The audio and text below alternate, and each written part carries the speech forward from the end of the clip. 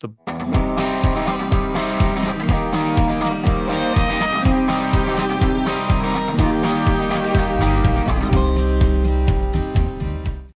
Welcome in, latest episode of that SEC podcast. I'm your host, Michael Bratton. Go by SEC Mike on the Twitters. And there's our great friend, Stephen Lassan, senior editor over at Athlon Sports.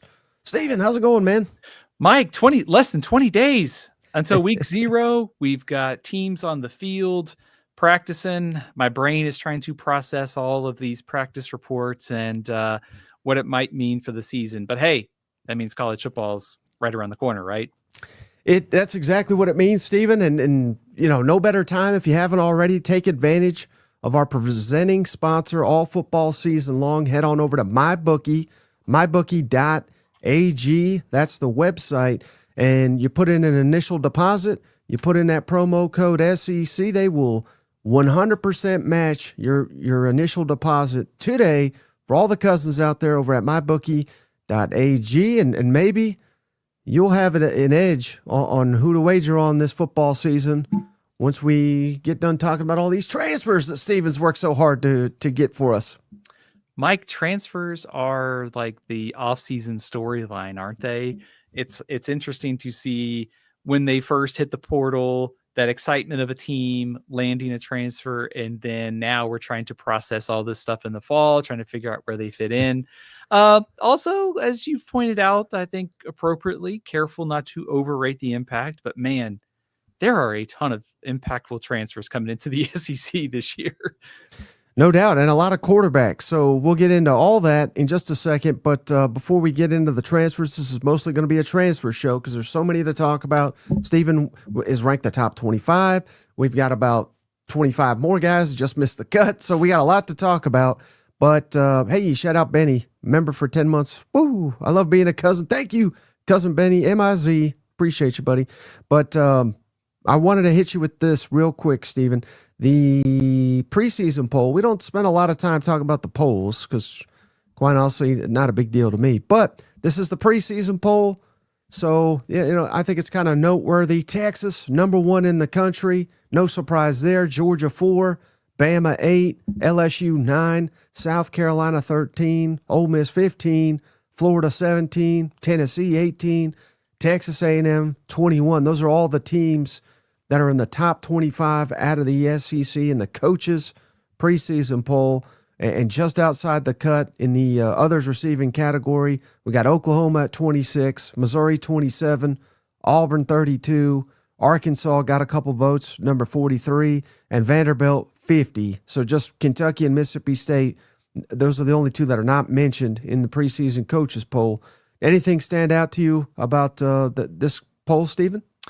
Mike, I think the first thing that jumps out to me is I was surprised to see Oklahoma not ranked. I thought, considering what they've been able to do this offseason on the offensive upgrades and what they brought back on defense, there's been kind of a lot of positive growing buzz for this Oklahoma team since the end of last season. I thought they would be ranked. I mean, they're just outside at 26. I think they should be in the top 25 instead of BYU. I think A&M, Florida, maybe a little bit on the low side. I would tick both of those up a couple spots. Not totally surprising, but I guess, you know, Missouri, I could have easily seen them be a top 25 team. It kind of seems like that's falling in line 26, 27, 30 with most other preseason rankings. Mm-hmm. But we know you have no issue with Texas, right? Because you've already anointed them. They're national champs, Arch going to win 2 Heisman. So no surprise there. Anybody that, you know, maybe a little bit too high in this poll for you? I don't think they're too high. I have them at probably about the same thing, like 12, 14, 13, 14, 15. I was curious about South Carolina because I thought some voters would knock them more for the personnel losses around Lenore Sellers. Like, you're replacing the 3 starters in the offensive line, the defensive losses. I thought that voters might have them a little bit lower, but it's good to see maybe they're getting that preseason respect. So I think for the most part, these outside of like the teams that I kind of mentioned, A&M, Oklahoma, Florida, those feel about right. It doesn't feel like anybody's too high from the SEC. Well, maybe Ole Miss. Does that 15th a little too high for you, Mike? Yeah, too rich for my blood. Yeah. I think that's what that is that's respect for Lane Kiffin. And he's averaging what, 9.5 wins per season there at Ole Miss if you discount the COVID year. So again, they're going to win, but at number 15 in the country, it's maybe a little rich for me. But shout out cousin Michael Dunlap, Stephen. He gave us $5. South Carolina will be top 5 by week 7. So I wanted to throw that your way. That's his bold take of the week. So clearly they'd have to be undefeated to be there by week 7. What are the odds, Stephen, that you would agree with that? Not to say that you're predicting that, but maybe out of 0% to 100% that South Carolina could be undefeated by week 7.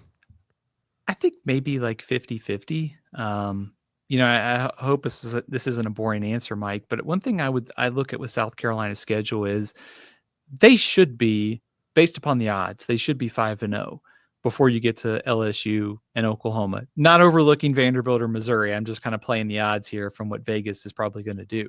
So they should be 5-0 at that point. And you have to also take into account there's going to be some other attrition around them. So it really comes down to the Oklahoma game, who they beat up pretty good last year in Norman, and the road test at LSU. If you go on the road and beat LSU, who's probably a top 10 to 15 team by most people this preseason, and an Oklahoma team that I think should be ranked, that's probably that's 7-0. That is a top 5 team in the country. So I don't think they're going to get to that point, but I think there's a good chance that they're sitting there at 6-1 at that point, and we're talking about them like inside the top 10. Yeah. All right, last thing I got on the poll, then we can move on, Stephen, but I just thought this was kind of interesting. I counted all the opponents that every SEC team is going to play this fall and how many teams are featured on the preseason coaches poll for each team. So Florida, Oklahoma, and Mississippi State, they're tied for the most. They face 7 of the preseason top 25 in the coaches poll. Arkansas, Kentucky, and LSU, they each face 6. Georgia, South Carolina, Texas A&M, and Vanderbilt, they each face 5. Alabama, Ole Miss, and Texas each face 4. And then Auburn, Missouri, and Tennessee each face 3. So if you're an Auburn, Missouri fan, Tennessee, if you're looking for reason for optimism, if for no other reason, you're only facing 3 of the top 25, that's about as kind as you can get in the SEC. It really is. And this also kind of mirrors the discussion that we've had all offseason, which is when you look at that Missouri-Auburn kind of duo, favorable schedule, there's some favorable matchups in terms of timing, home games. Like if the quarterback hits, they could be a playoff contender. When you go to the top, it's like Mississippi State's schedule is so hard that just winning a game in SEC play would probably be a good season. And then for Florida and Oklahoma, it raises the point of if they get to 9-3, given that schedule, 10-2 has been the cutoff, but if they go 9-3, can you get to the playoff? And I think they can, given that schedule. Preseason doesn't always equal what happens in the postseason, but I think that illustrates just how challenging these slates are going to be this year. I would be very surprised if both those schedules are just like total bust. These are 2 of the hardest slates in the country. Yeah. And then, hey, we got a donation here, Stephen, from cousin Jess Corker. We appreciate you, Jess. Is there any player in the SEC you could see becoming a bona fide coach one day? Is there anyone that stands out to you? And don't you say Arch Manning. Just kidding. Maybe it is. I don't know. I was trying to figure out like what the next iteration of like our ongoing like off-season joke has been. So I was going to say, I mean, they're probably going to rename the Green Bay Stadium, after him. Like he's going to go win 3 Super Bowls, replace Vince Lombardi's name. So that would be my first joke. In all seriousness, I would say, I mean, Garrett Nussmeier's dad has been an offensive coordinator, so I could totally see that. Anybody stand out to you? I'm kind of running through my memory banks here. You stole the one right from me. I was going to mention Garrett Nussmeier for that reason, but again, he's probably going to have a lengthy NFL career, so he's got a lot of time to figure that out. I don't know. That's an excellent question, but I think Garrett Nussmeier would top that list for me. Maybe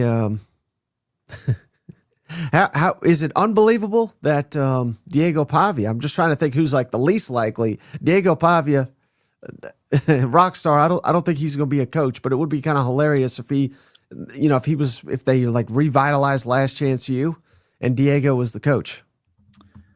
You raise a good point here. Deshaun Jackson is the head coach at like Norfolk State. Sorry, Michael Vick is. Deshaun Jackson's at Delaware State. So we've kind of had like an interesting. Eddie George is at Bowling Green.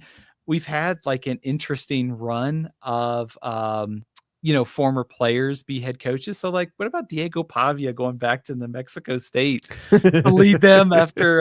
It's a hard job, but I think he could be kind of a good little celebrity hire. Ty Simpson also came to mind too. Mm-hmm. Like, I think he's kind of waited his turn there at Alabama. I think everyone's been pretty high in his leadership all off season. That might be a name to watch in the future too. That's a great question though. Hey, shout out Justin McCullum. I hope I got that right. Woo Pig, he says, another year with the hopes that we'll probably get stripped away. Another year where 7 wins get you and Cousin Shane a $50 B-Dub card. So, and I hate to say this because it seems so negative, but it almost feels like a 7-5 year for the Razorbacks. That would be a really good year given what they're facing.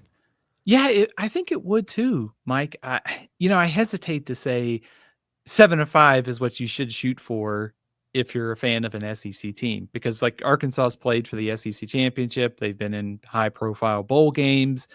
I think given the playoff era, there are a handful of teams that are going to be annual visitors. Like this is Texas, Alabama, Georgia, but there's also a handful of teams. We saw this last year with SMU. We saw it last year with Indiana.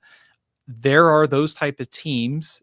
Arkansas is a better job than both, where you should be able to make the playoff every X amount of years. So I think given where the roster is and given where the schedule is, getting to 6-6, getting to 7-5 would be a good season. I'm not saying Arkansas fans should just aim for that total, but given the circumstances, that seems like a pretty fair landing spot this year. Mm-hmm. All right, shout out. Hey, real quick before we move on to the transfers, Gunner Ward, we appreciate you, buddy. He just gifted a membership. Steven to just had it here. Kevin Harper. Kevin, welcome to the family. Welcome to the family. Thanks to Cousin Gunner. We appreciate you, buddy. So, all right, Steven, top transfers. Steven and I were talking about this off air, how to do it. You can count down. We can mention some guys that just missed the cut, but we said, why? Let's just do it a little different. Let's cut to the chase. We're going to go with Steven's number 1 transfer in the SEC. And this year, we'll go from 1 to 25, but maybe right before you unveil it, Steven, any, preview or insight into how you did this list? It's a good question because I think there's a couple different ways you can do it. You could just do by raw talent. I tried to weigh like impact, starting role, how big of a presence are they going to have on this team this year? It's tricky because there are some teams that brought in like 2 receivers. Both those guys could make the list. You could also look at like an impact of a defensive lineman playing 20 snaps, but is ultra talented. Trying to weigh all those things. I gave quarterbacks also a bump because they play the most important position on the field. So I will say, Mike, I do think compared to previous years, I don't know that this is as deep of a transfer class as we've seen coming into the SEC. It does feel like maybe it's a step down from even last season. Mm-hmm. All right. So number 1, was there, I guess you can't count Arch, right? So if you remove an Arch, who's not a transfer, but he still was number 1 on your list somehow. Who is the number 1 best transfer you think this season in the SEC? Mike, it was an easy call for me. It's John Mateer. I think just in terms of importance, he might be one of the biggest mystery players and the most important player to a lot of things in college football this year, just because of what he means to Oklahoma, trying to turn around this offense with the OC and the quarterback coming from Washington State. Everything that happened last year with all the injuries, the supporting cast is better. They are in a much better spot. They have continuity at quarterback now with Mateer. The question is going to be, how does he perform against SEC defenses? Putting that aside, it is just an upgrade in terms of direction, kind of overall continuity for this offense. So Mateer, importance, talent, ability. He's our number one transfer for this year. How much did it? Did you factor in that it'll be the similar offense for them? They brought obviously the offensive coordinator, quarterback, coach. We have seen that work with Diego Pavia. We've seen it work with other quarterback coordinator duos across the country. How big of an assist do you think that'll be for John Mateer to kind of hit the ground running? I think it's huge. I think we've seen there's been some kind of, like you mentioned, Pavia. There's also been some others too, like at the G5, you go get the coordinator and the quarterback, and trying to learn a system in one off season, it's doable. But I think you're basically just taking that offense, you're taking a play caller, and you're just dropping them from Pullman to Norman and saying, you've already hit at 60 miles an hour last year, pick up where you left off and go 80 this year. And so I think had he gone back to Washington State, you could expect this offense to take a step forward because of that familiarity, second year as a starter. You can also look at this too, is he's got to play SEC defenses. SEC defenses are also going to have to account for him. And he's also playing with a really talented supporting cast, albeit with some questions given the kind of transition. But I think that OC quarterback familiarity is super, super important, and also definitely played into putting him at one. Mm-hmm. Hey, shout out real quick. Beard just became a member to the channel. Welcome to the family. Welcome to the family. We appreciate you, Beard. And thank you, Stephen, for the assist. All right, number two. I didn't know if I was allowed to chime in on those. I thought, of course. Okay, you're part of the families. Right. Who's your number two transfer in the SEC this season, Stephen? Let's go with Eric Singleton, the wide receiver from Auburn, coming over from Georgia Tech. Just kind of imagining that Friday night game with Baylor, Cam Coleman, Eric Singleton taking on kind of a shaky Baylor secondary is going to be a fun way to start the season. But Singleton had over 700 yards in back-to-back seasons at Georgia Tech. They did have some inconsistent quarterback play because Haynes King got hurt, but Singleton was still very productive. When I went back and looked at his snap counts at Georgia Tech, pretty much played out of the slot, but he also kind of split out wide too. So you're looking at a receiver who can give you something in two different areas, the versatility outside and also in the slot too. So another reason why Auburn has one of the best receiving corps in the country, and that's Eric Singleton's arrival. Yeah. Did you factor in at all?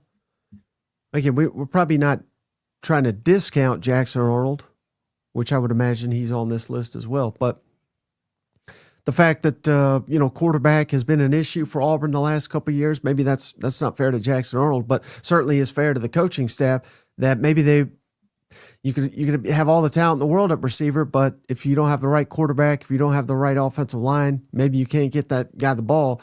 Did that weigh on you at all? It did. I think this is a case of talent almost overcoming those questions. I think really highly of Eric Singleton. I think if he was at Georgia Tech this year, I think there's a chance he is first team All ACC and potentially on the All-America team because he has a more of a clear path to catches and yards. Like at Auburn, he's competing with Cam Coleman. It's a little bit easier at Georgia Tech. So I think that all factors into it. Maybe the next guy on our list, you could make a pretty strong case that he should be too, given the clear path to playing time. But I think very highly of Singleton's talent, and that's why he got the nod at 2. Okay, well, you know who gets the nod at number 1, Stephen? Legend, cousin JR has done it again. JR, shout out JR. He just gifted a membership. Thank you, JR. This time it's Jay Qualls. Jay, welcome to the family. The family. Yeah, we appreciate you. Thanks to JR. The memberships in this podcast are brought to you in part by Cousin JR. All right, number 3 on your list, Stephen. Oh, man, this is going to be a popular one. I can already tell you. I think he could have been number 2 because he has a clear and direct path to play in time.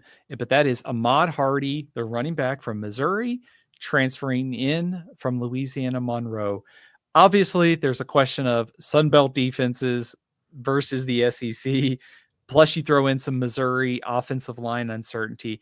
but no denying that he was one of the best freshmen in college football last year, over 1,000 yards. Mike, check out the stat. He ran for 1,351 yards, basically 1,000, just over 1,000 yards came after contact. So there was a lot of times that he was getting contact and continuing to go. So I think that's a good sign. Like if you're Missouri, like you're getting a running back who has a track record of breaking some tackles, being able to keep his legs moving. So I like the opportunity. I like the talent. We'll see about the step up in competition. But in terms of need, fit, Ahmad Hardy should be one of the SEC's best running backs this year. Yeah, so I'm really glad to hear you say this, Stephen, because I can't remember how long ago this was, but a couple weeks ago, a couple months ago, what have you, I predicted he would. One of my bold takes was he'll lead the SEC in rushing. Now, I'm not asking you to be bold with me, but just based on your rankings of Ahmad Hardy, number 3 overall transfer in the SEC, that's not a crazy take, would you say? I like it. I actually would agree with you. I think if you want to zoom out and look at running backs as a whole, I mean, who's going to have like the lion's share of carries across the SEC? I mean, like I like guys like Trey Wisner, Jaydn Ott, Jaden Baugh, Nate Frazier. I mean, all of those guys are going to be good, but couldn't they all share carries? Like Hardy has a clear path to the number 1 job. And, maybe if you're making a preseason prop bet, and it's maybe a good one to take, Hardy to lead the SEC in rushing. No doubt. Also, I got 2 favorites, Stevens. You're one of them, of course. The other one? Always showing up for them boys in Tuscaloosa. It's Steven Up. Roll Tide. Thank you, Steven Up. He gifted a membership to Mountain Drew. What a name, Mountain. Welcome to the family. Yeah. All right. We're getting catching on. Almost as good as Eric Singleton's catch. Thank you so much, Steven Up. We really appreciate you. All right. Number 4, transfer in the SEC. Steven, who you got? Speaking of receivers, Kevin Concepcion. I love the versatility that he brings to this Texas A&M offense. He can play on special teams. He can kind of run the ball, whether it's a reverse, out of the slot, on a handoff, however you want to get it to him.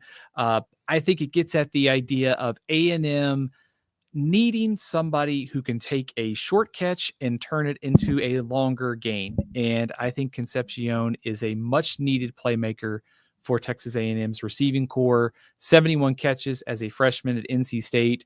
His numbers dipped a little bit last year. I'm not too worried. NC State had a lot of turnover there. So give me Kevin Concepcion at number 4.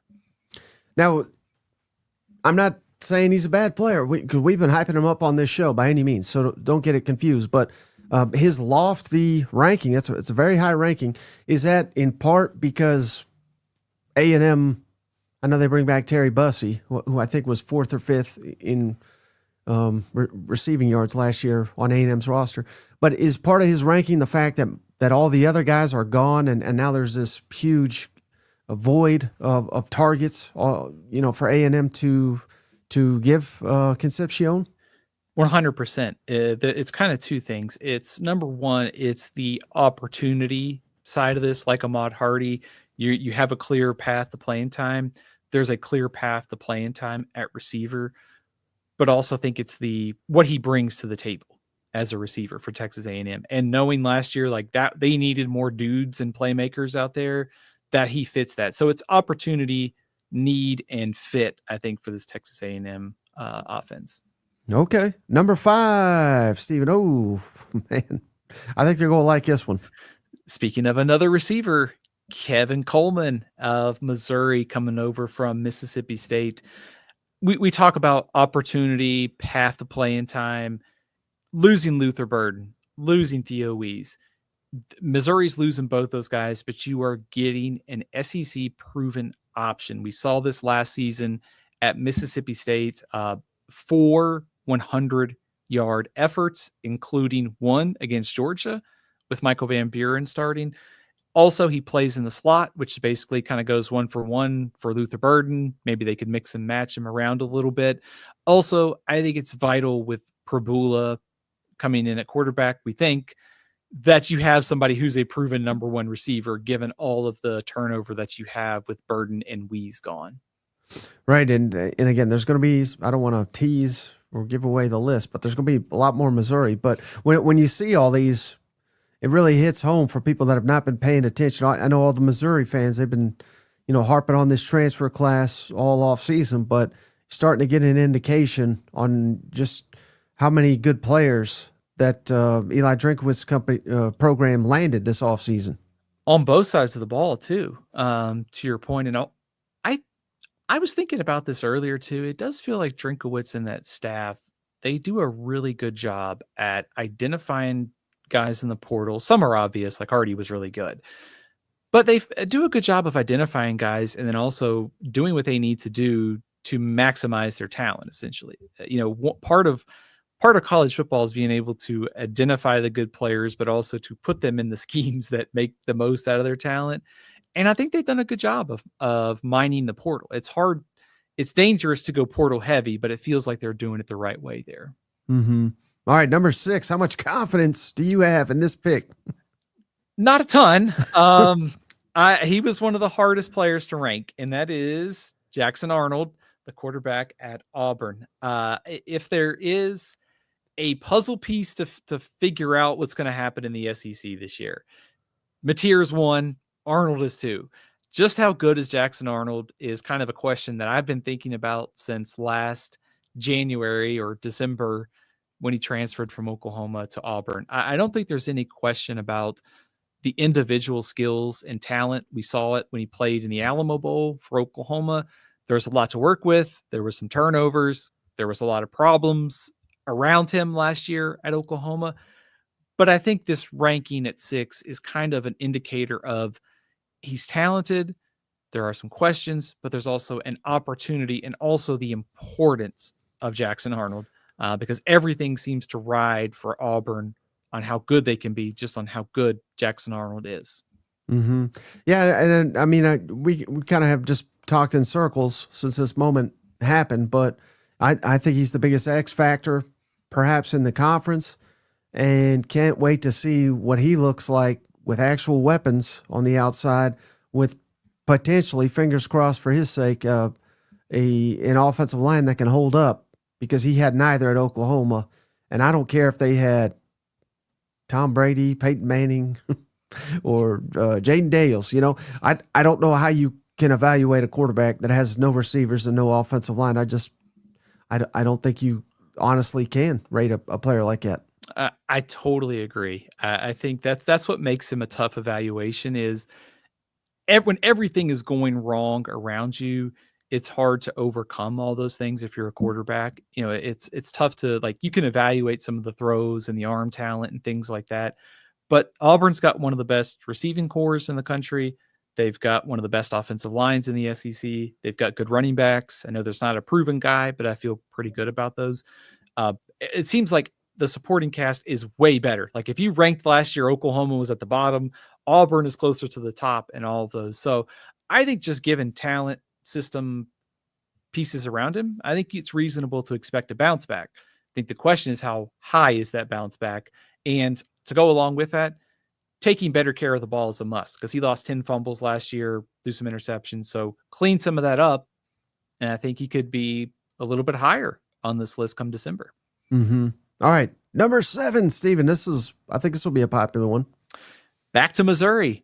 Damon Wilson checking in at number 7, the defensive end. To go along with our discussion on Missouri's usage of the portal, I thought about like Zion Young, Chris McClellan. They've got a very talented front, and Missouri has done a good job, like I said, of maximizing that. Now here's Damon Wilson, Darius Smith also coming back from injury. They've got some dudes who could potentially get after the quarterback here. If you look at Wilson's snaps at Georgia, he played about 500, limited impact. Obviously, Jalen Walker, Micah Williams played a large part of that. So I think this is a kind of a bank on talent, ultra talented coming out of high school. He's been behind some other players. Now he's got a path to more playing time at Missouri. Well, the Mizzou fans are... I can't believe you're giving them this much credit, Stephen. But again, I couldn't believe it myself when I saw this list, and I said, "Man, Mizzou, a lot of Mizzou, and more to come." Man, I didn't know Missouri fans thought I was like anti-Missouri here. I've always been, I think every article I've written is like underrated program. Oh yeah. Well, if you're not picking them to go 10-2 every year like Shane, you hate them. That's what I've learned. All right, number 8 transfer, Stephen.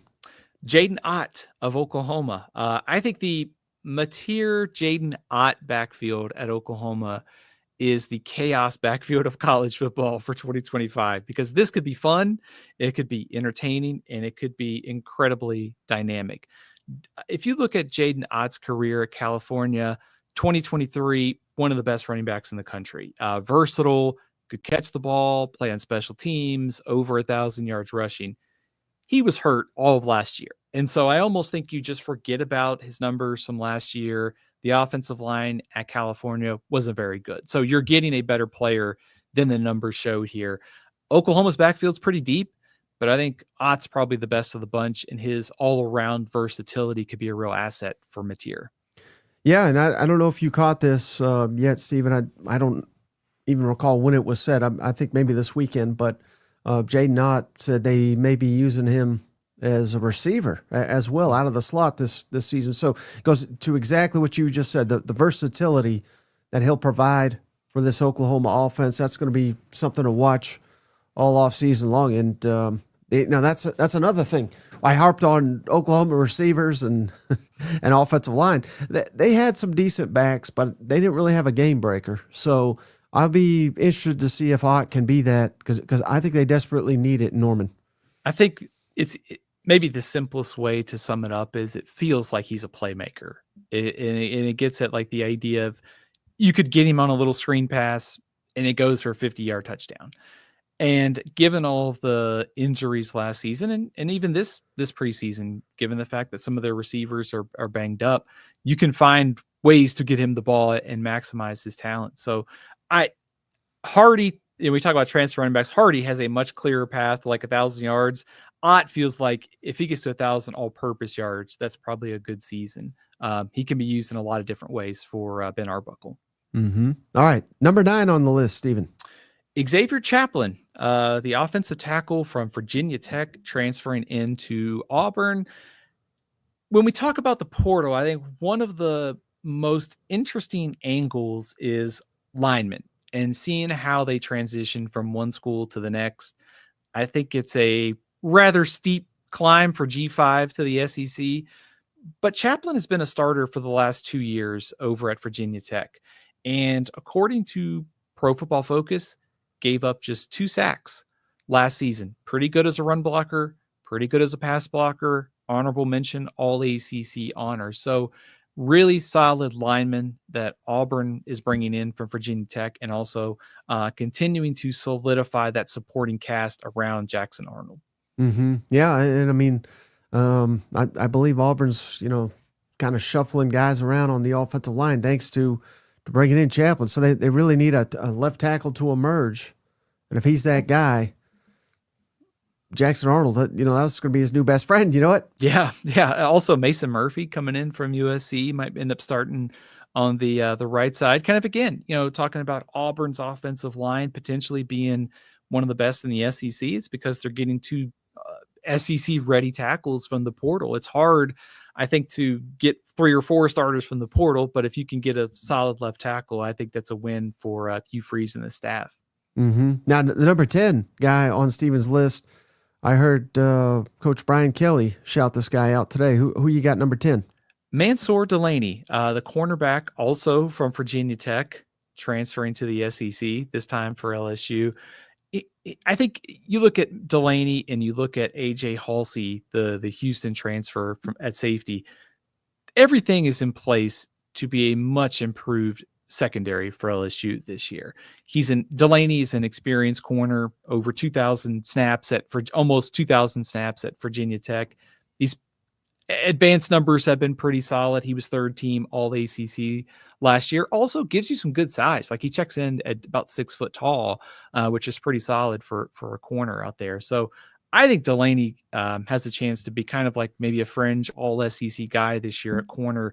And it also you think about bringing him in, it pushes other guys down the depth chart at LSU, which I think helps their defense get better this year.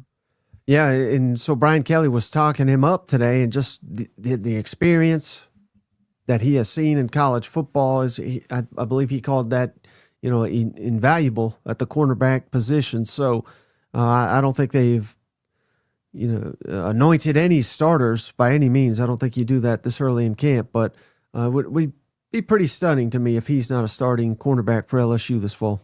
Agree. And also he maybe eases the transition to DJ Pickett too. So you don't have to put like a true freshman out there week 1, week 2 of the season. You can allow him to kind of ease his way into the lineup. Mm-hmm. Now there may be no easing for number 11. Who you got here, Stephen? Another mystery player. That is Beau Pribula at Missouri. I think he is one of the biggest X factors in the country this season. A ton of intrigue for how he adapts from being a part-time player at Penn State to being a full-time player at Missouri. Love the rushing, over 500 yards rushing at Missouri. Pretty good numbers as a passer in limited time. That's limited time, often against backups. He did have a little stint against Wisconsin last year when Drew Aller was injured, but there's still just a ton of mystery. And just how good Pribula is probably shapes Missouri's season this year. Yeah. So again, this is got to be maybe the number one right now that you're kind of projecting, right? What he can do, just like you said, because there's so much unknowns there. I mean, he could be instrumental in a playoff run. He could be instrumental in Missouri missing a bowl game. You know what I mean? Like if he's awful, I mean, they got other options, but the variance there is just completely wide open, I think, for old Beau. Also, if you think about just the storyline coming into the season, like if you're Eli Drinkowitz or Kirby Moore, you think you have your starting quarterback. And if he doesn't work out, you're going to have to go to Sam Horn or Zollers. And so you're already talking about we may have missed on a quarterback.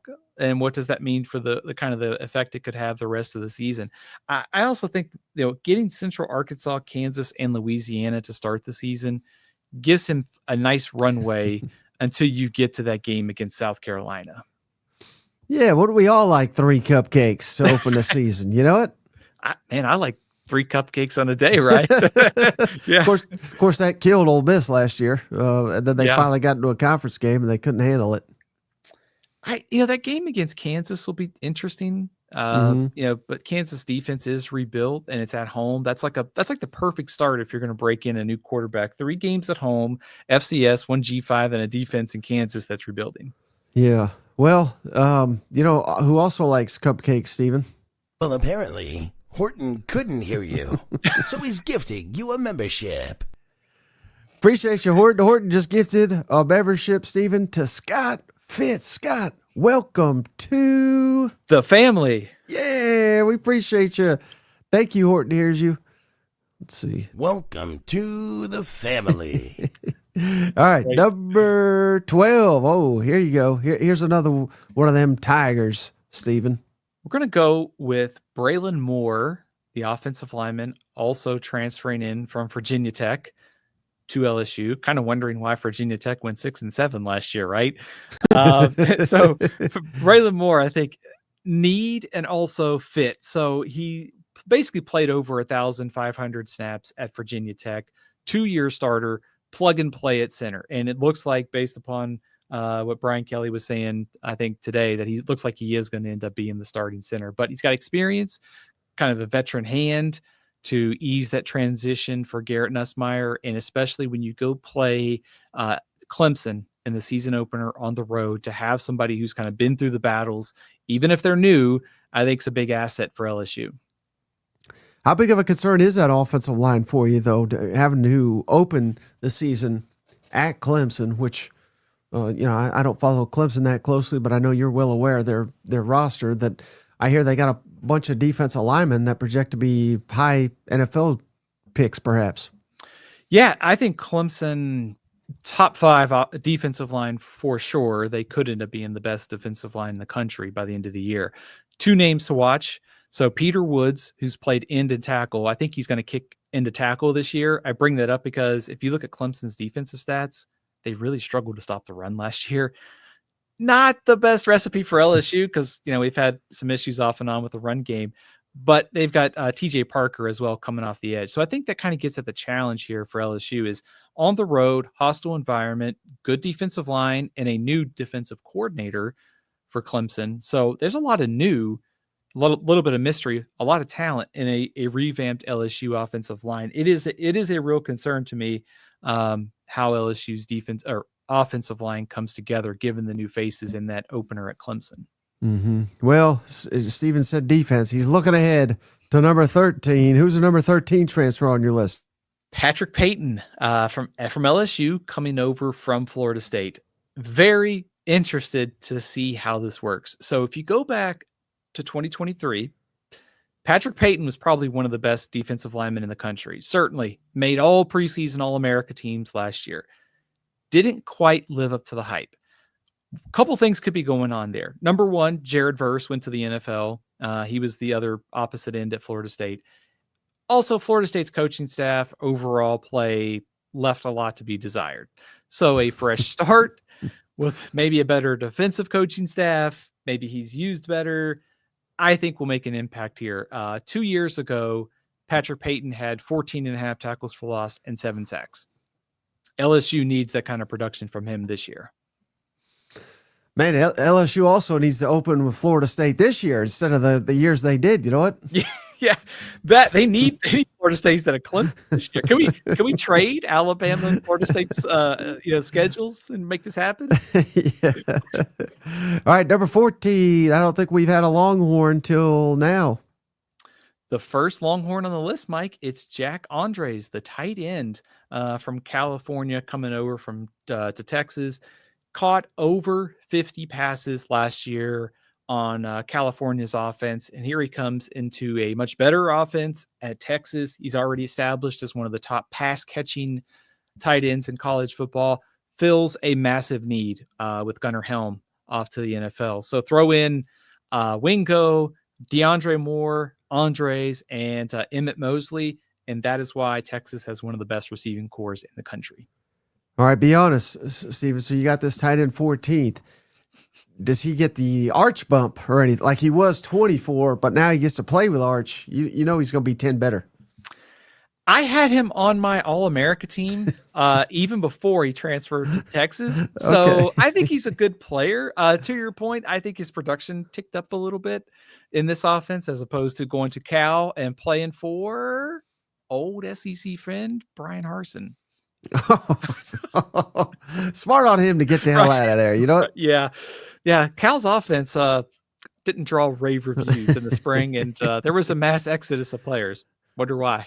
I wonder why. Well, hey, shout out. Speaking of, the opposite of old Brian Harsin is our buddy cousin Carl Junkins. He just gifted a membership, Stephen, to Shane Bentley. Shane, welcome to the family. Yeah. Thank you, Carl. We appreciate you for being so generous here. Even though Stephen has not rated a Tennessee Vol. I don't know what's up with that, but we'll get to some here. They're coming. Number 15, Stephen. And Stephen, here's where he gets to cheat a little. I did cheat here. I basically wanted to send Mike pick any Texas defensive lineman who was going to start at defensive tackle this year. So that could be Cole Brevard. It could be Travis Shaw. It could be Murad Watson, Levon Johnson, Hero Canoe. 5 transfer defensive tackles coming to Austin this year. It's a place where they are losing a lot from last year. I expect all of these guys to play a lot and make an impact. Brevard has been a run stuffer. He's over 330 pounds. Travis Shaw has been a little bit banged up, but when he's healthy, he's been solid. And Watson from Syracuse might be the one that's got the most upside. And he's just came off a good freshman season at Syracuse. Probably a player to watch this year and certainly even in 2026. So the rich just get richer. Is that what you're telling me there, Stephen? Texas did. Yeah. If this is a spot that, leaving like the end of the season was kind of like you lose, Alfred Collins and all those guys, but you just pluck 5 pretty solid linemen from the portal, you end up being a pretty good spot. Well, can you tell, and we don't have to do, we got plenty of time to break down like previews and stuff like that. But since you kind of already did this a little bit with LSU offensive line, Clemson defensive line, how does, can you just provide any insight on Ohio State offensive line going up against these Texas defensive linemen? I'm just kind of curious if there's a major advantage there, if there's a no advantage there. What's your thoughts on that? It's funny that you asked me this because I think one of the storylines about this game is going to be Arch Manning, Julian Sayin, the two quarterbacks. But what's interesting is Ohio State's offensive line is pretty solid, top 15 in the country. All the new faces on Texas, the offensive line looks like they may have just lost one of their co-starters at right tackle for the year. And Ohio State's defensive line is a question. So you kind of had strength on strength and kind of question mark on question mark. So I actually think if I'm Ohio State, I might try to run the ball and see how these Texas defensive tackles hold up in their first game. So I think that the trenches are going to be very interesting in that first game. Okay. Well, hey, I know who appreciates that breakdown is Cousin Beard. He just became a member. Mike, I really enjoy when you show up on Texas football. Finally join the family. Hook 'em. Appreciate you, Beard. And Bobby asked me on his show all the time. So I'm always available. I'm a big fan of Bobby Burton. And shout out Cousin Rick, $20. What a guy. I'm going to play his jingle because he's so generous to us. It's Texas A&M's biggest fan, Cousin Rick. Dig 'em, Aggies. Thank you, Rick. New Aggie receivers will rock this list by the end of the season. Go Concepcion. I see what he did there. I appreciate you, Rick. Yes, we need more Aggies on this list is what we need, Stephen. But let's see, are we going to get any more? I've already looked ahead. We may not, but there's plenty in the mentioned. Who's number 16 on your list here, Steve? Which once again is Stephen cheating a little bit here. I'm cheating again, Mike, for these next couple. Basically, pick whichever LSU receiver that you like more here, Nick Anderson or Barion Brown. I think both of these guys can make an impact. I mean, certainly Barion Brown, day one, kick returner, specialist, can make an impact. Nick Anderson was so good at Oklahoma 2 years ago with the 10 touchdown catches. He's been banged up since then. He's been banged up already this year. Does it take him some time to get into the rhythm of the season? Either way, just thinking about how this receiving core could shape up. You've got Aaron Anderson, who's also banged up, Chris Hilton, who's had some injuries. So getting Nick Anderson and Barion Brown gives you depth. It gives you some speed. It gives you playmaking ability. And speaking of openers, that Clemson game, I think if LSU can protect Nussmeier, I think one of the concerns about Clemson has been depth in the secondary. So if I'm LSU, I want to test like your 3 and your 4 corners. Are they as good as these receivers? That's going to be something I'm watching in the opener. Is it fair, though, at all to question these two, Nick Anderson, Barion Brown specifically, because of their past situations? Now, Nick Anderson, it was injury, so I don't really blame him for that, but now we're seeing him be banged up at LSU a little bit, and he's not even played. And Barion Brown, he's got all-world speed. He will probably, leave the SEC as perhaps the best kick returner in conference history, but he's got a lot of problem with drops. And I don't care how bad Kentucky's quarterbacks are. We can't blame the quarterback on receiver dropping the ball. I don't think so. Again, I'm not calling these guys out because they could be superstars, particularly Barion Brown, I think, and really even Nick Anderson if he's healthy. But there's reason to believe in these guys. But I also think it's fair to say there's reason to doubt these guys. Would you agree with anything that I just said? Yes, I would. And I think putting them at 16 on this list is kind of an acknowledgement of talent plus opportunity. It's sometimes we kind of have to remove the player from the system and we have to remove them from the supporting stuff and say, if you drop them into this, they can produce like this. And I'm kind of thinking these two guys are really talented. And especially for Barion Brown, to your point, the drops and mistakes, this is kind of a payday kind of year. Like if you want to go to the NFL and, be drafted and play a long time and get that big contract, you're going to an offense where you're catching passes probably from a first or second round quarterback. You better deliver. And so I just think about opportunity, think about talent. And I think that translates well here for LSU, but also acknowledging, to your point, there are some major concerns here. Well, and we're also concerned, Stephen, because you haven't had a Vol on here yet. Shout out cousin Carl Junkins, $20 bribe for Stephen to act like he likes some Vol transfers. We got a couple coming up. I don't want to spoil the list here, Vols. but we'll have a couple in just a second. All right, number 17, Stephen. Another cheat here on the exam.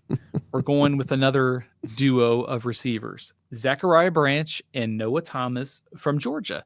Kind of the same thing as LSU. You're taking two talented receivers and dropping them into a situation where Georgia had a ton of drops, inconsistent play. There's a hope that these two can give you much more consistency. Branch working out of the slot. I think Noah Thomas, Colby Young, the size, maybe they play the same position, however it works out for Georgia. I think the question that I have with Georgia, with Branch, is can you get the most out of his talent? 2 years ago, he looked like one of the most electric playmakers in college football, but his yards per catch average is around 10. He didn't really have a great year last year at USC. That might be the coach at USC's fault. I won't mention his name for Oklahoma fans. But I think there's a lot to like here. Size for Thomas, and also proven SEC production, and the ability to play slot and special teams for Branch. Yeah. I think, again, fair or not, I think Branch is a little bit more hype than he is a quality player. We've seen that for 2 years now. If he's at Tennessee, I would never dare say that. But I think Noah Thomas really started to come on. I fought Stephen to get him on the list. I think Noah Thomas could be a breakout star. If he can continue the last season's momentum that he had at College Station, if he can carry that over to Athens, we'll have to see about the quarterback situation and if that's a strength for Georgia or not. But Noah Thomas, I'm more confident in Noah Thomas having a good year than I am Branch. But that doesn't mean Branch is a bad player by any means. I give preference to players that have done it in this conference, if that makes sense. Makes total sense. I think just something you mentioned about Georgia's offense is how many passes are there to go around, essentially. You think about Dylan Bell, you think about Colby Young, London Humphreys. I think there's, all those guys can make an impact. Noah Thomas may only have pick a number 30 or 40 catches, but it's still a high level impact if he's catching a lot of those into touchdowns. So I think maybe the difference here is Branch automatically has a role as a returner and in the slot, whereas Thomas might be fighting some of those other guys for snaps. Not a bad thing though to have that much depth at receiver. Right. Well, and hopefully this isn't a bad thing either. Cousin Dakota, I think YouTube is censoring my take on Kansas football. Appreciate the donation, Dakota. I don't know what your take is, but I have a feeling that it's FKU. So we do support that sentiment on this program. All right, number 18. I think old Carl's going to like this one, Stephen. And also somewhere cousin Shane has perked up from his day-long nap because we're talking Joey Aguilar, the new quarterback for Tennessee. Speaking of mystery, I think he's kind of a mystery too, coming over late. Obviously, the other quarterback transferred to UCLA. Aguilar was at UCLA and App State, and now he comes to Tennessee. He's got a quick arrival and a quick adjustment to life in the SEC. I think if there's something to like about his fit in the offense, not really afraid to throw downfield or try to fit the ball into tight windows. 42 completions of 30 plus yards over the last 2 years. He also brings some mobility to the table, and you also get Syracuse and East Tennessee State to get him acclimated to this offense to start the year. Right. So again, he's a little bit lower than most, 18. I mean, would it stun you if that he's a better quarterback this year than Beau Pribula at number 11? That wouldn't. I don't think I'd be stunned by that. I think Heupel's system, yardage, I could see him. I mean, his track record at App State is not, like he said, he's not afraid to push it downfield, which bodes well in Heupel's system. I could see him hitting on a few big plays for sure and ending up maybe statistically better than Pribula as a passer. Mm-hmm. Yeah. I hope it's not too much of a hot take. No, not at all. And again, I I'm not saying he deserves to be above him. You know what I mean? With all the new pieces on Tennessee's offense and all the weapons that we've kind of already hit on for Missouri that they've added and return on the offensive line and at tight end and receiver. So, I mean, I think Missouri's probably got a better players around the quarterback. But again, I don't think – I'm just saying it wouldn't stun me if it was one or the other, if that makes sense. Yeah, that makes sense. What did you figure out if he was the guy who threw the pass on the alert tweet the other day? No, shout out. I just retweeted this right before we hopped on. I think no one does a better job covering Tennessee than Austin Price. He has the photo, Stephen, the unedited photo. Uh-oh. Anybody that missed it, and it was in fact tight end Miles Kitzelman that they blurred out. So why they blurred out a tight end, I don't. Maybe that's a news story, but yeah, it was not a quarterback. So all that for nothing. That doesn't give me a whole lot of confidence in Tennessee's quarterback situation if we're resorting to tight ends already. Hey, you know who I do got confidence in, Steven? That's our buddy Too Slick. Too Slick has gifted a membership to Hobby Hangout. Hobby, welcome to the family. Yeah, thanks to Too Slick, who's a legend. I think he's gifted 100 at one time. He must have been on that cornbread that day. But we do appreciate you, Too Slick, for all the contributions and for helping the show. All right, number 19, Stephen. Good luck saying this dude's name. I've never learned how to say this. I'm going to cheat. I'm going to say it's Princely's brother, Princewill.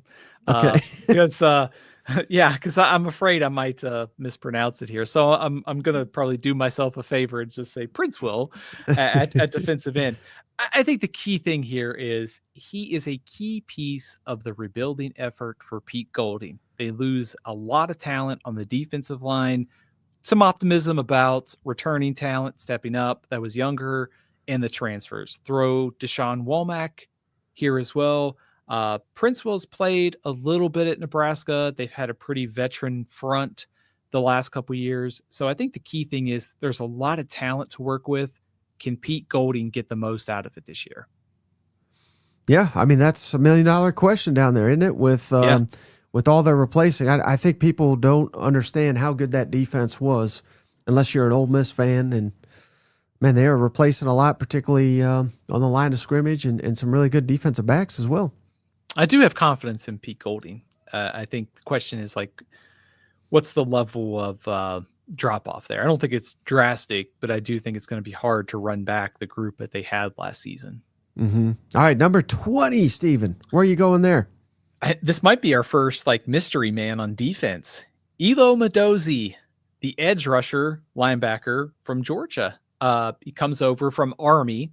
A very unique scenario here, a transfer from Army coming into the SEC. So I think you consider that, and you consider the fact that he is a post-spring addition. I don't think Kirby Smart's bringing him in to sit on the bench. They see something in him, even if it's 15 to 20 snaps. So what could that be? His numbers last year at Army, 8 tackles for a loss, 6.5 sacks, pretty good at getting to the pass rusher and all the pass win rates and things like that. So I like the take here for Georgia. It's worth a shot. How does he translate to the SEC? The early returns have been pretty positive, and I think what gives me confidence about this is I just don't think Kirby Smart's going to bring in somebody to take up a scholarship and sit at the end of the bench. They must see something in him, and I think he might be blossoming into a pretty good player after being undervalued in high school and then going to Army for his first couple of years.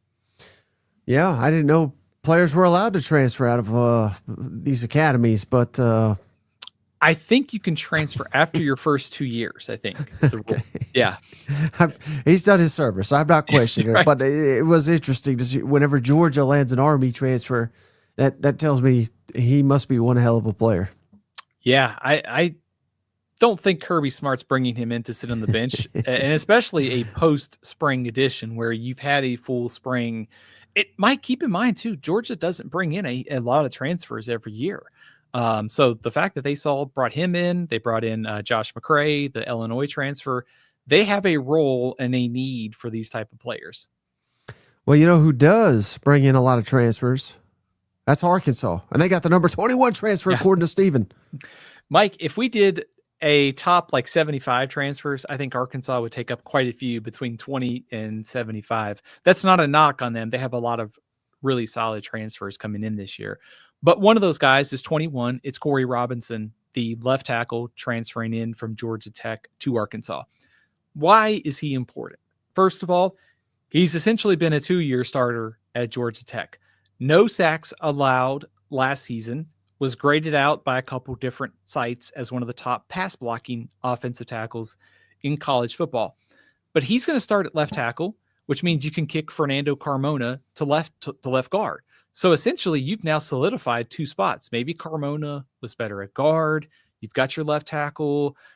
I trust Sam Pittman on these things when it comes to the offensive line. So I like the track record at other spots for Robinson, and I like the fit at Arkansas and what it means for their offensive line. Mm-hmm. Yeah, and certainly if this hits, they could have a really solid offensive line, which is I still can't. It's hard to believe that's like a question mark every year, seemingly with Arkansas. But maybe if they have an offensive line, they're going to be very, very dangerous with Taylor Green back there. Also, Shaq McRoy, the right tackle, may start as a massive human being, like 6'8", 340. You throw in Kittler from UCF, who may start at center. There's a lot of transfers and a lot of transition there. But I to your point, I trust Pittman to sort of figure out the right mix here. Mm-hmm. All right, number 22, Stephen, another guy I fought to get on this list. Wendell Moe, the offensive guard transfer from Arizona to Tennessee, also throws Sam Pendleton from Notre Dame coming to Tennessee. Tennessee really solidified its interior by going out and getting these transfers. So I think what you look at when looking at Moe, 27 starts, pretty much day one ready to step into the SEC and play. Allowed 1 sack the last 2 years at Arizona. Arizona's offensive line struggled last year. That wasn't his fault. They were pretty good 2 years ago. So I think he's a really solid player who will probably benefit from a better offensive scheme at Tennessee. And I think he could take off potentially with all SEC honors this year. Yeah, I think he's going to be the best interior offensive lineman for Tennessee. He may be the best offensive lineman for Tennessee this fall. So, I'm glad to see Stephen wised up, put him on the list. And I'm also glad because Wesley gave us $10. Wesley Williams, appreciate you, buddy. Which SEC coach that is not on the hot seat, Stephen, will be on it after the season? So, think about that question. A coach that is not on the hot seat today that could be by the season's end. I think I got it. I mean, this is, I don't know if this is cheating, but I would probably say Jeff Lebby. Does he fit that criteria? I was going to ask who in the SEC is not on the hot seat this year? Like it's got it's a short list, right? Like Kirby, Sarkisian, Shane Beamer.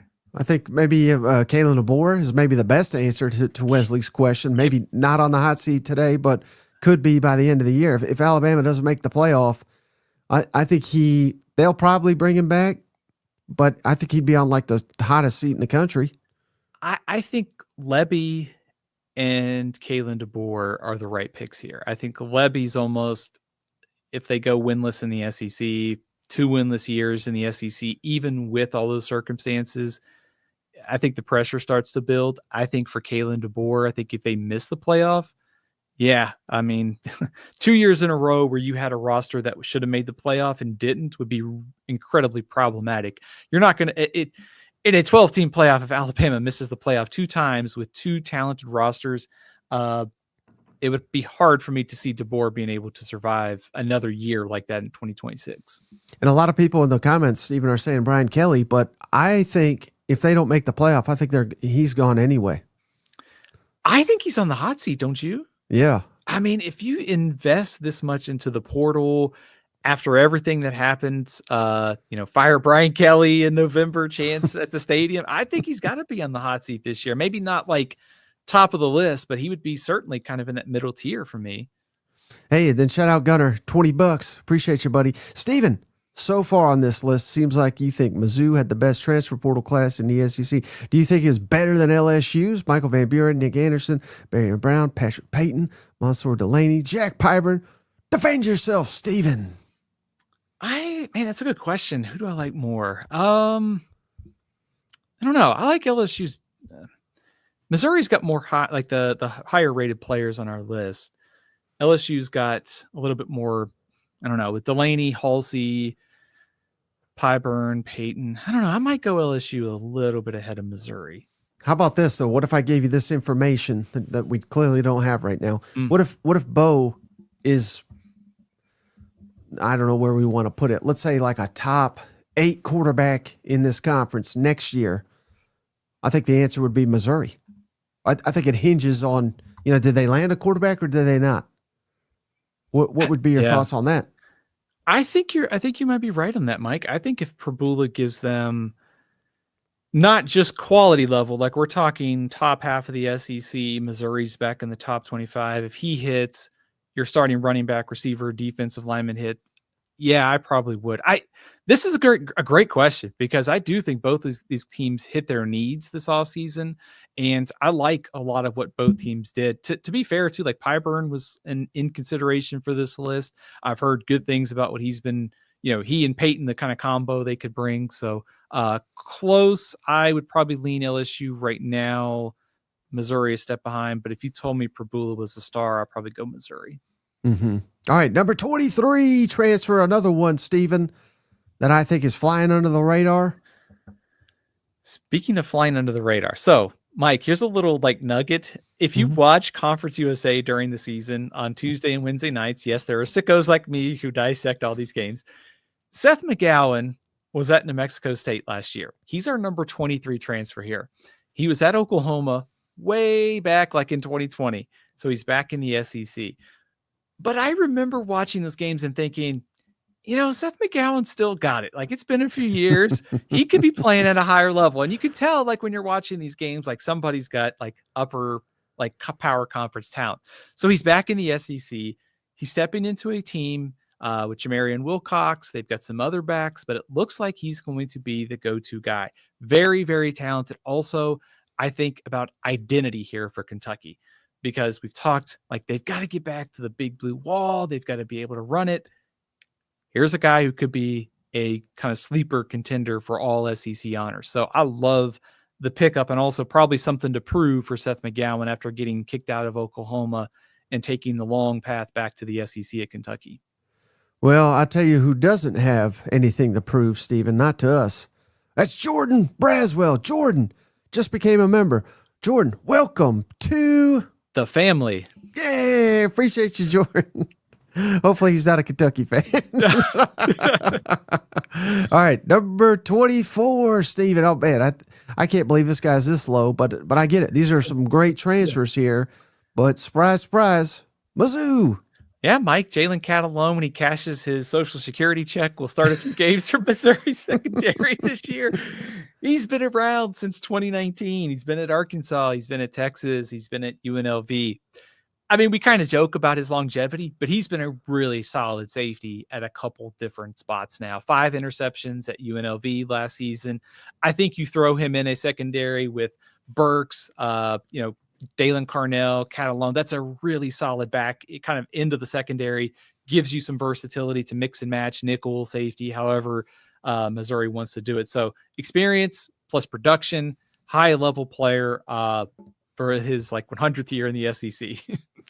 Shout out Jordan. He says he's a Longhorn fan. Thank you for that, because that means you're going to be locked in all season, because Kentucky fans, I think they're going to be gone within a week. You know what I mean? They might have a coaching change in November. Oh, that's true. Yeah. But no, he's a Longhorn, so he's going to be locked in till February when they're playing. All right. So, oh man, I just bashed him. Let's not bash him for one more time here, Stephen. Number 25 transfer on your list. Josh Braun, the offensive lineman from Kentucky, solid 2-year stint at Arkansas. He gave up just 3 sacks in 2 seasons. So he is a preseason all SEC pick for me. I just think this is a key part of getting the big blue wall back together. He's been a solid player in the SEC. There's no question about going from G5 or some other conference. He's played in the SEC. He knows the battles, and he's pretty much a ready-made starter for Kentucky. Yeah, third SEC school. I believe he's married. I mean, this is plug and play type. He's probably going to go into the NFL, and he'll be one of those, like swing linemen that you add that, someone goes down. Let's go get Josh Braun. He can just slide right into the starting unit.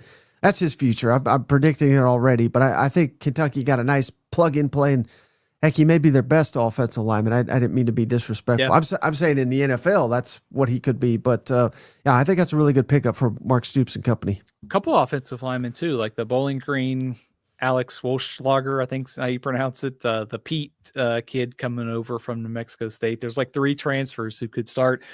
It's hard to make that work, but I think that's what Kentucky needs to have a chance to jumpstart this offense this year. Mm-hmm. And we just saw, I think it was cousin Dakota.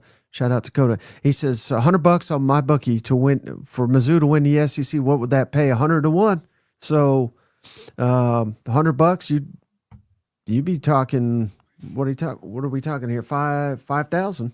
So go do it. Go head on over to my bookie. But before we do that, Steven, we got some more transfers to talk about because there's a lot of guys that just missed the cut.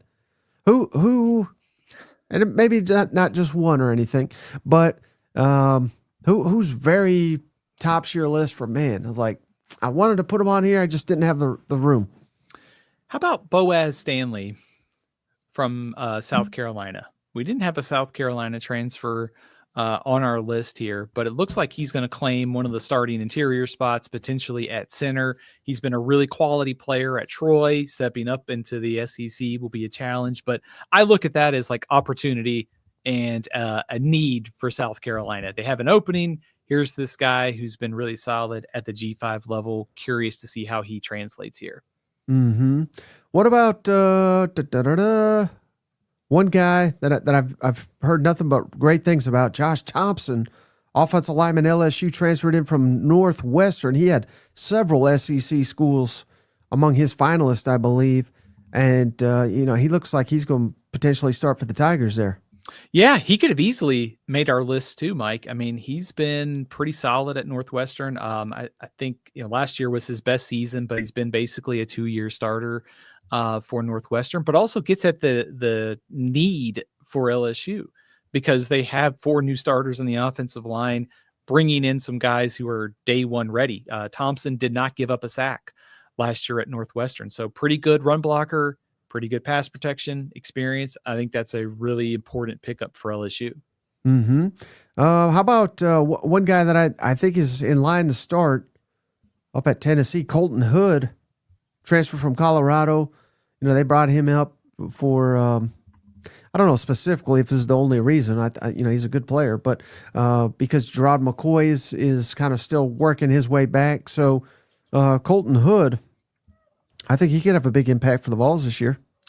I like that call, Mike. Number one, I think just McCoy's injury, you don't know when he's going to be 100%. It's good to have somebody who's played a lot of snaps. I think Hood started his career at Auburn, then went to Colorado, and he's bounced back to Tennessee in the SEC.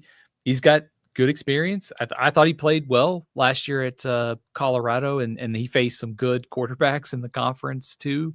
So I think having depth at corner is important, especially when you look at what Tennessee's going to face with McCoy's injury. You get Georgia, Mississippi State, Alabama. Arkansas. You're going to play some good quarterbacks and passing offenses early in the season. So just having some depth in the secondary is critical. How about old Isaiah Horton? We've heard a lot, and I think even you have touted what he could be bringing the Miami transfer to Alabama's offense. Yeah, I think that he just adds to a deep trio. Like you throw Jeremy Bernard, you throw Ryan Williams, and now you throw Horton, another guy who's got a lot of experience. He caught, over 50 passes last year at Miami. Also 6'4", gives you a little bit of size on the outside. So I like that call just to go get somebody who can maybe score in the red zone, to go with the game-breaking ability of Williams and kind of the steady play of Bernard. Mm-hmm. One guy that we haven't mentioned. I know we mentioned someone off Ole Miss before, but I always forget his first name. Jalen Braxton, I think is his name, from Arkansas, who sat out last year because of, I believe, a car accident. Transferred to Ole Miss. He projects perhaps as a starting defensive back for Pete Golding. Yeah, absolutely. I think the key thing for Ole Miss with Braxton is 2 years ago, I thought he was kind of a guy kind of maybe on the breakout list. Like he could be an all-conference player if he kept developing. And then, of course, he missed last season. But there's not only the talent angle, there is the need. Ole Miss with a ton of turnover in that secondary. Can you get guys with a defensive line that's also in transition to kind of step up and solidify that secondary? So Braxton's a good kind of bounce back candidate, I think. Mm-hmm. And, man, one quarterback didn't make the list. Oh, Zach Calzada. But he could make the list, Stephen. We've seen talent from him before, beating Alabama. He was, I would say, solid at A&M, not spectacular, but heck, it was a lifetime ago here in college football, 4 years ago now. Yeah, I think Calzada was close to making this list. I almost put him at 25 over Josh Braun just because of positional importance here. Because he's a quarterback, Kentucky brought him in. He's got to be solid. He's got to be good this year for Kentucky to make a bowl game. I like the experience angle here for Kentucky. He's played, essentially at 2 SEC schools, and he's played at the FCS level. So the floor seems pretty high here. I don't know if there's all SEC potential, but the floor seems very high for an offense that needs some experience. Yeah, and we had Dalen Carnell on our show, Media Days. Go check it out if you missed it. One guy he mentioned that is standing out to him as a transfer is the linebacker Josiah Trotter, who I believe was a freshman All-American at West Virginia, if I'm not mistaken. So we probably had enough Mizzou on the list, but I know he garnered some consideration from you. Yeah, he was a tackling machine last year at West Virginia. 92 tackles. Also, a West Virginia defense that changed coordinators early in the year and just frankly wasn't very good. I think he's a guy that's got a lot of talent to tap into in a better situation. So solidifying that second interior to go with like Damon Wilson and some of those other guys, I think this is a good take for Missouri from the portal. Mm-hmm. And we've already heard old Diego Pavia talking up Trent Hudson, the transfer from, well, he redshirted last year at Mississippi State, but he was at New Mexico State with them previously. And then a guy that kind of flew completely under my radar, Stephen. I'm sure even as much psycho Tuesday Night Maction as you watch, you probably never watched Trey Richardson over at Lambuth. I didn't even know that was a school. But apparently New Mexico State tried to get him out of high school. He had to go to JUCO. But he's finally found his way to reconnect with this New Mexico State staff at Vanderbilt. So it's wild, all these connections these guys have. But again, is Trent Hudson and Trey Richardson going to like light up the SEC? Probably not. But if they can stretch defenses a little bit, that's exactly what Vanderbilt has been missing in that offense with their, let's call it what it is. It's like a shotgun triple option. The more guys you can stack closer to the box, the more difficult it is to run that offense. But Vanderbilt could really use a couple deep threats, and I think those two guys top the list of contenders. I like the takes here for Vanderbilt because they needed playmakers. They need more playmakers around Pavia, and with Hudson, his familiarity with the offense, and spend some time in the SEC. 2 years ago at New Mexico State averaged almost 16 yards per catch.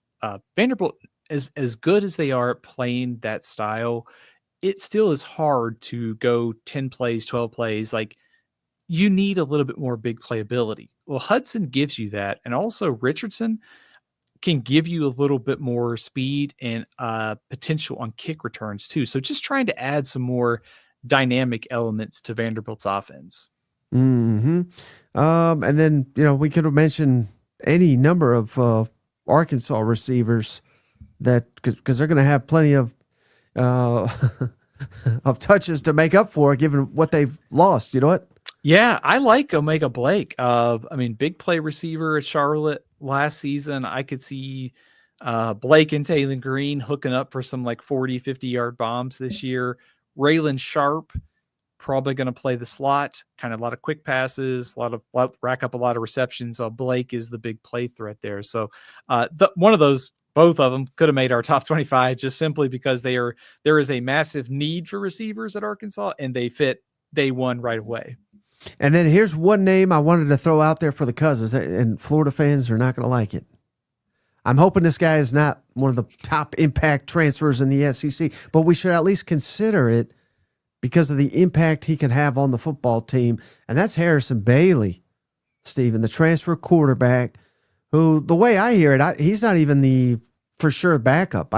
He has not yet secured that position. So he may never see the field for the Florida Gators. And quite frankly, he has been a career backup. He's had many opportunities to earn a starting role, and he's not done it. But he looked like $1 million in the spring game, and why he could be an impact, I mean, it goes without saying why, because if DJ Lagway gets injured and misses any time at all, is Harrison Bailey going to lead him to the playoff? No, but maybe he can come in and win you a game or two if Lagway is limited or misses action. So Harrison Bailey, he should not be on a list like this, top 25 transfers, but it wouldn't stun me by the end of the year if he's not one of the top 25 impact transfers, if that makes sense. It does. I think what worries me if I was a Florida fan is, so Bailey has kind of bounced around. He was at UNLV, Tennessee, was kind of supposed to start at UNLV, didn't win the job. He played okay last year in the Sun Bowl, starting for Louisville. I think the problem is he feels a lot like Graham Mertz, where there's a limited upside, but it also feels like he's maybe not as good as Graham Mertz, if that makes sense. You'd be talking about a pretty significant drop-off. This is kind of a deep cut. I would feel better about Florida's backup if they kept Deshaun Purdy around. He was back, like he had like a cup of coffee with Florida back like in January. I would have felt better about their quarterback situation if he stayed around and not Harrison Bailey being the backup. Interesting. Yeah, and didn't he transfer in and then he transferred somewhere else? Was that the story? Yes, he could actually start at Wake Forest this year. Okay. You know who was throwing all those bombs to Omega Blake last year? Shaw Purdy. Oh, there you go. Yeah. Oh. Okay. Yeah, that is a deep. Yeah. Sorry. Anybody else that you want to mention that didn't quite make the cut, but you gave heavy consideration to? Yeah, how about Darrell Robinson at Auburn? You know, he's kind of bounced around. He's been at UConn, had a pretty good year at UConn last season. Some rumblings out of Auburn. He's looked really good this year. Of course, there's some guys banged up. Damari Alston, he could play a role at running back. Mike, also, I would throw in some of the guys at Texas A&M, like Mario Craver, Julian Humphrey. Does Humphrey emerge as kind of a starter at corner or somewhere in the secondary? Also wanted to mention Marvin Jones at Oklahoma, a guy who has a significant upside, but also much like Patrick Payton last year at Florida State, he struggled. So I think the question is, can Oklahoma's defensive staff figure out where exactly he needs to fit? And I trust Brent Venables to do that. So it would not surprise me to see his talent equal a lot better production at Oklahoma. And he kind of lives up to that 5-star or 4-star hype coming out of high school. Okay. Well, hey, the last thing I got for you, Stephen, you said you'd have an all-impact team for us. Can you share exactly your mindset into what exactly is an all-impact team before you go into it? Yeah, Mike, I think the impact team is kind of like who is going to make the biggest, almost like, biggest production impact on the field this year. Like we just ran through all of 50 something transfers in the SEC. We could have done more. There are some defensive linemen that are going to play a lot, but is it going to be enough production to be on there? So this is kind of like an all conference transfer team in the SEC, basically. Like who's going to make the biggest impact this year? Okay. Gotcha. So, who made your list then? We'll start at quarterback. It's John Mateer. Obviously, I think a pretty easy call. At running back, Ahmad Hardy and Jaydn Ott, Seth McGowan. We'll go Kevin Concepcion at all-purpose. Receiver, Eric Singleton, Kevin Coleman. And I chose Nick Anderson because I didn't want to cheat. I just picked one. At tight end, we'll go with my guy, Jack Endries from Texas. Offensive line, Wendell Moe, Josh Braun, Corey Robinson, Xavier Chaplin, Braelin Moore, Boaz Stanley. Anything stand out to you there, Mike? Well, what stands out to me, Stephen, is as you're putting this team together, I'm thinking, man, this sounds like a playoff contender. If we could put the transfer team on just one squad, it sounds like that'd be one hell of a lineup. That sounds like our the answer to the question that we've had this offseason. Who is the SEC's like fifth best team, right? It's a transfer squad. So who's your defense there? We'll go with Damon Wilson, Patrick Payton, Princewill, Murad Watson along the defensive line. Throw in David Gusta from Washington State going to Kentucky, I think is a name to watch, along with Myquise Humphrey Grace. We talk about offensive line for Kentucky. They got to have some of those defensive linemen hit. So I had Gusta on the impact team. At linebacker, Elo Modozie from Georgia, Josiah Trotter from Missouri, Caleb Wheatland from Maryland transferring into Auburn. Probably going to play a lot of snaps there. In the secondary, we'll go with Jalen Braxton, Mansoor Delane, Brandon Cisse from South Carolina. He's kind of another under-the-radar pickup for South Carolina. Jalen Catalon and Julian Humphrey from Texas A&M. I like the offense team better than the defense, but again, some major impact. I think we got spoiled a year ago with Ole Miss adding all these All-American defensive linemen. Those guys were not in the portal. You know why? Because everybody values defensive linemen, and we're giving them anything they wanted, unless Texas wanted you, and then Texas got you. Walter Nolans don't go into the portal very often to transfer, right? So, like, he's a pretty special player, and those guys don't go into the portal every year, unfortunately, for the rest of college football. Right. All it took was Jimbo to get fired, and he was out the door. You know what? Right. Yeah. Great for Ole Miss. Nearly made it to the playoff. Unfortunately for the rest of college football, probably set the unrealistic expectation that these All-American defensive linemen are going to be in there every year, and they're just not. All right, Steven. So, hey, we're just short of 90 minutes on this episode. Anything else before we hop off the line? I got a transfer kicker and a punter for you. Well, please. I mean, Lucas Carnero going to Ole Miss, I think is a easy pick for maybe all SEC honors this year. And Jack Baumeister from Texas will be our all impact punter. Oh, you said nothing but nice things about Texas, but you didn't throw what's his name, Mason Shipley, on there, all kicker. You just now they're gonna have fits that they don't have a kicker. Yeah, Carnero's pretty good too. I guess Shipley could be on there too. It's close. I mean, I gave a punter that they may not use because Arch is going to score every time this year. So, hey, they're asking for a rehash of the top 16. So I made a little graphic here. It's just got the top 15 here.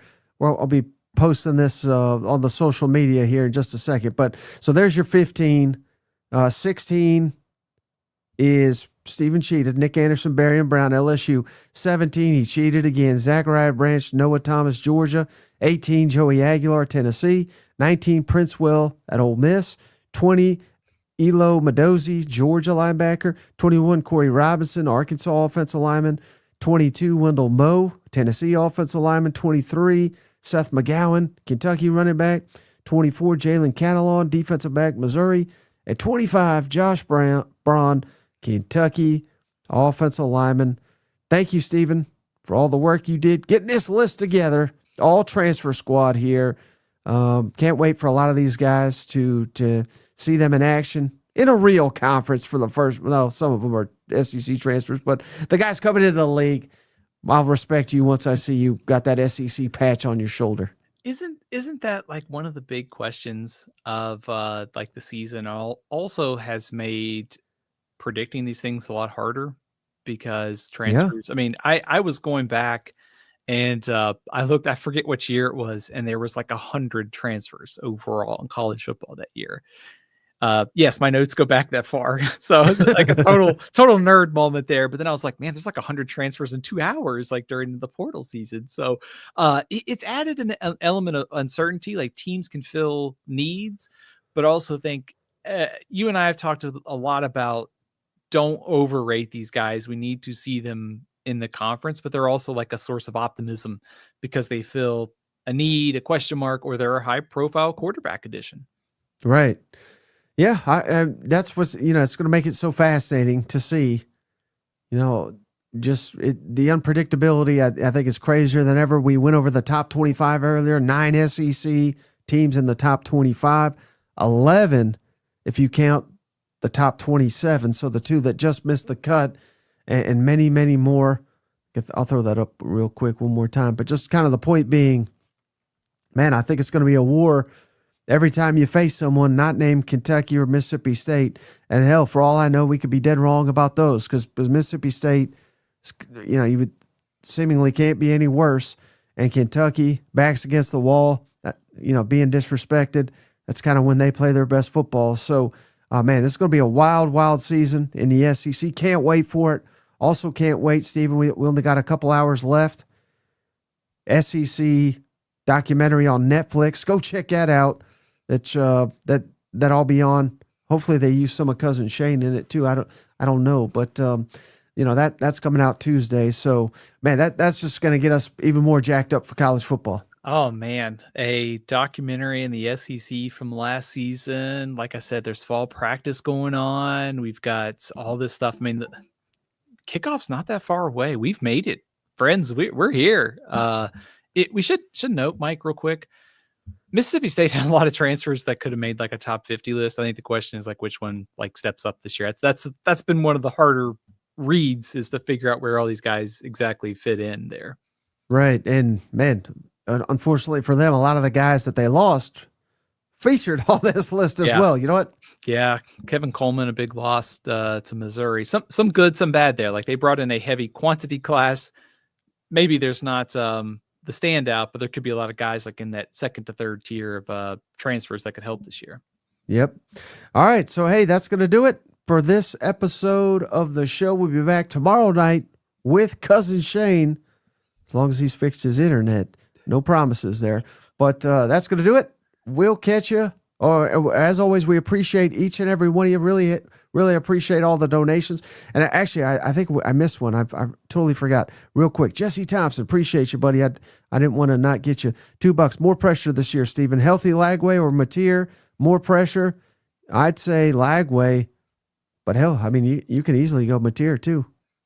I would go Mateer because I know you hate Oklahoma.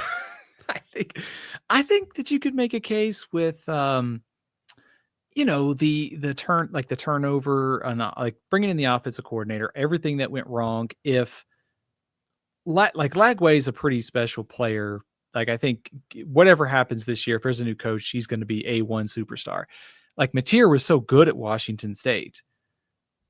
What happens if it doesn't translate at all to Oklahoma? And we're like 3 games in, like, oh my gosh, like they just got beat by Michigan. This team is like a bust. Like, I don't know. Like it just feels like both teams you could make a pretty compelling case here for, but I think I'd go Mateer for Oklahoma.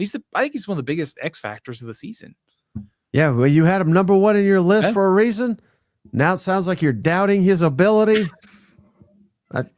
That's a perfect way to end this one. We don't know what in the world we're talking about. Steven does, but I don't. We'll catch you tomorrow on the next one. Appreciate you. Bye-bye. Hey, buddy, this beer's for you, Mike, and Cousin Shane. That SEC podcast loves the Pirate, and the Pirate loves that SEC podcast. Hail State.